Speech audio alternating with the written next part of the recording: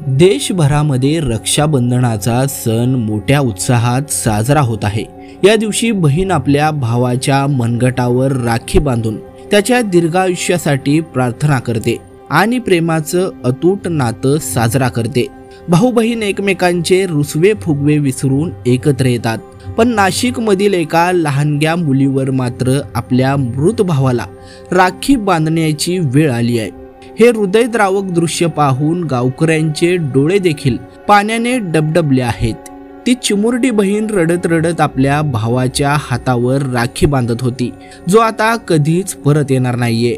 नेमकं काय आहे हे प्रकरण पाहण्यापूर्वी लगेचच येस प्राईम न्यूजला सबस्क्राईब करा आणि त्यानंतर बेल आयकॉन दाबायला मात्र विसरू नका। नाशिक जिल्ह्यातील वडनेर दुमाला गावामध्ये बिबट्याच्या हल्ल्यामध्ये 3 वर्षांचा चिमुकला आयुष भगत हा कायमचा हरपला। रक्षाबंधनाच्या पवित्र दिवशी आयुषच्या 9 वर्षाच्या बहिणीने आपल्या भावाच्या थंड पडलेल्या हातावर राखी बांधत अश्रूंनी त्याला निरोप दिलाय। हे दृश्य पाहून गावकऱ्यांनी हळहळ व्यक्त केली आहे। रक्षाबंधनाच्या आदल्या दिवशी शुक्रवारी रात्री ही भीषण घटना घडली। आयुष घरासमोर खेळत असताना बिबट्याने अचानक झडप घालून त्याला उचलून नेलं।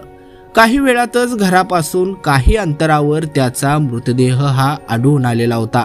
दरम्यान उद्या रक्षाबंधनाचा सण साजरा व्हायचा होता। आयुषची बहीण या सणासाठी उत्साहात होती। तिने आधीच भावासाठी राखी तयार ठेवली होती, पण नियतीने क्रूर खेळ खेळला आणि अंत्यसंस्कारापूर्वी तिला भावाच्या निर्जीव हातावर राखी बांधावी लागली आहे। या क्षणी संपूर्ण गाव हे शोक सागरामध्ये बुडालेलं होतं। आनंदाचा हा सण दुःखाच्या सावटाखाली गेला। आयुषच्या बहिणीचं हे रक्षाबंधन आयुष्यभरासाठी वेदनेची आठवण बनून राहील। गावकऱ्यांच्या मनातून आयुषाने त्याच्या बहिणीने बांधलेल्या राखीचा तो क्षण कधीच पुसला जाणार नाहीये।